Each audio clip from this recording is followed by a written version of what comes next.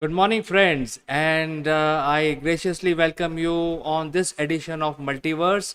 As you know, friends, we are live right now and we are ready to take your messages, your comments. We will read out all your messages and comments at the end of this program. But today, I'm going to talk about 15 weird facts that you may or may not be aware. So, let's move on, friends. Let's go to understand what are these weird facts. Well, today the topic is Earth, and this Earth is our home planet, as you know. We live on this very proudly, and we utilize all the resources of Earth. But do you know that Earth is actually a heat engine? It actually absorbs the heat, and it brings out the heat for the benefit of uh, the living beings, plants, etc. So it is working like a heat engine which absorbs and then release energy in set quantity, sometimes in infrared, sometimes as a kinetic energy. So it's a very important aspect of Earth. What is the next aspect? Well, we have never experienced an earthquake on Earth beyond 9.5 magnitude on Richter scale. But if there is a earthquake of 12 magnitude, it will probably have to split the Earth in order to justify the earthquake of that magnitude.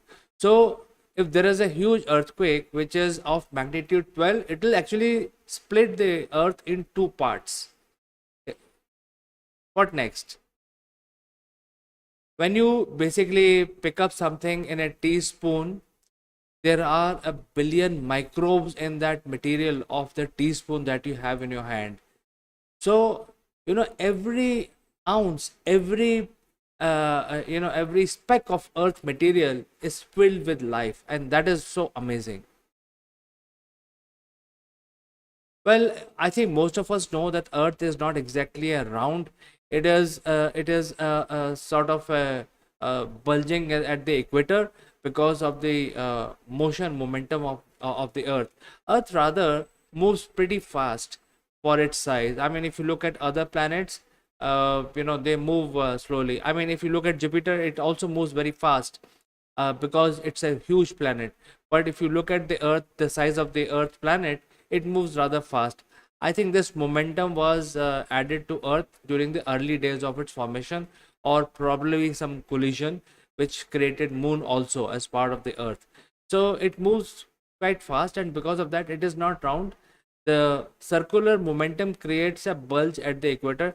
It's not much, but still, it is not a perfect sphere. Well, as the day proceed, as the time proceed further, the days are getting longer. I'll tell you why. Because the day and night cycle was basically controlled by the moon activity, and moon is actually drifting further and further away from us, and because of that, the speed of the earth is also slowing down slightly. So as the time passes, as moon moves away from us, we will have a longer day meaning 24 hours day, which is day and night put together, and it will be slightly longer, and eventually it will become quite long after a few million, maybe a billion years from now. Well, I think this is very interesting. The point is that you can see Earth shrinking from space. You see, what happens is the groundwater is actually accumulated by soaking the water into the earth. And when you actually take that water out, when the groundwater reduces, there's a shrinkage which happens, and in fact, all the GPS location can register these shrinkages. It can be seen from the space. So when you take out the groundwater, that area of Earth will shrink, and the GPS satellites, they are so sensitive, they can actually record these shrinkages. Well, as I said earlier, the viruses, there are more viruses on Earth than the entire stars that you can see in the universe. So every speck, every point on earth is filled with life, whether it is virus or a single cell organism or human beings. Everywhere you can find earth. In fact, there is a biosphere. I think people who remember their school science, they would appreciate that there is a biosphere 2.5 kilometers down in the soil. You can still find life so deep into the earth crust, and also above in the sky. So almost like 5 kilometers above in the atmosphere, you can measure the life, and also 2.5 kilometers underneath. So every ounce, every point on earth is filled with life, and it's no wonder that there are so many viruses on earth that can outnumber the number of visible stars in our universe. I think this is a very common fact that everybody knows, that Earth's core is as hot as sun's surface. The sun's surface is something like 6,000 Kelvin, and the core of the Earth is also at the same temperature, and it continues to maintain that heat, and that gives our planet the necessary heat which is required for creating these phenomena like earthquakes, volcanoes, which actually shape up the history of the earth, and to some certain extent also control weather. Weather can also be controlled by absorbing the sun's heat, but the earth heat is also important and vital for creating this different ecosystems that thrive on earth. Well, I think you may not be knowing that Earth is actually radioactive. When the Earth was actually formed, material collided with each other and got stuck, and those collisions created some sort of heat. And since in universe the heat cannot travel outside, and over years, over eons, that heat got accumulated, and so that is one part of the heat which is part of the earth and still retaining that heat. And earth is a substantially large planet, so heat will be retained inside the earth core for quite some time, unlike Mars, which is actually now cold because the core is basically sort of lost its heat, but earth heat will continue to last. There is another thing that because earth is a huge planet, it is actually exerting a lot of inward compression, and because of the inward compression there are the decay, the radioactive decay which happens, which generates more heat. So there is a radioactive decay which happens inside the core of the earth, and that keeps it warmer. So there is an initial heat of formation of the planet, and then there is a continuous radioactivity which keeps on happening inside earth, and that is why earth is radioactive. It's a interesting fact to know that even earth is radioactive. There is life below the sea floor also, and these are thriving life forms. If you dig down almost 2.5 kilometers under the seabed, you will find a lot of different types of life thriving. I mean, these are single cell. Sometimes there are very small multi-cell organisms, but they have the ability to survive not in water but below in the soil, below the ocean. So there is a lot of life even below the ocean. So we know that the ocean actually generated life on earth as per the evidence. So there is a lot of life present even in the oceans below the surface of the ocean.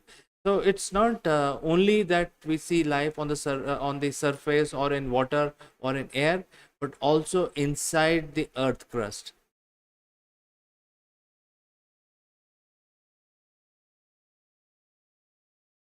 Then there are moss.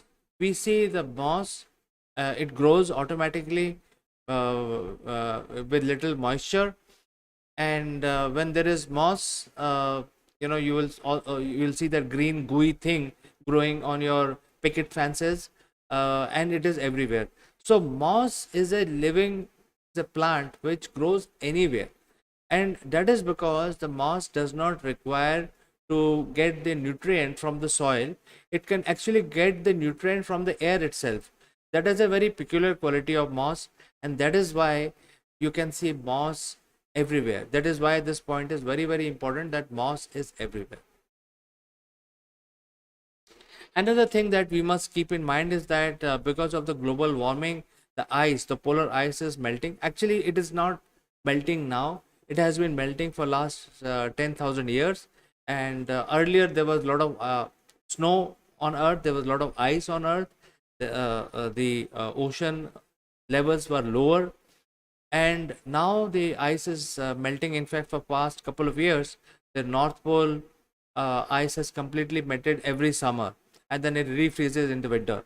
But there is a lot of ice which is melting in Greenland and in Antarctica, and that will contribute to rise of the uh, uh, sea levels.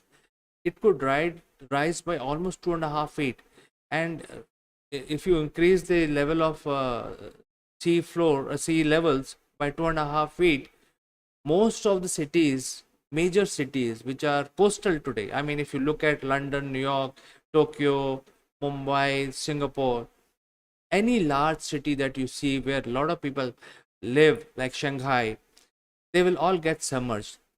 They will not be existing in 100 years. So I think that is a fact that we must know, and we must make we cannot stop this. Personally, I feel that we cannot stop this kind of natural thing which is happening, but we can actually move the city inwards and must plan to do so. Well, I think humans evolved rather recently in the history of Earth, and that is why I think it's not hard to believe that the life of the Earth is 10,000 times older than the human population, because we think that we are very intelligent, but our existence is only 100,000 years, or at the most 150,000 years. So we've just arrived, whereas the planet is 5 billion years old. So the life difference between Earth's life and human life is humongous. It is 10,000 times. Well, we don't know who named Earth. I think, is it fun fact? Is it? You do let me know. Well, in most of the languages, there is a name given to Earth. I mean, there are, like for example, in India, Earth is also called Bhugol, which is Bhumi for ground and Gol for round. So, like that, there are different names in different languages, but by and large, about 90% of the world knows Earth in English as Earth. However, if you look at other planets, the name of the other planets came from the Latin or the Greek mythology. So all the celestial bodies have been named after these Greek gods, except Earth. So nobody knows who named Earth, from where this name came, which language it is. Is it English or something else? We have no idea. So, friends, I thought I'll bring these 15 facts to you. Do let me know what you feel about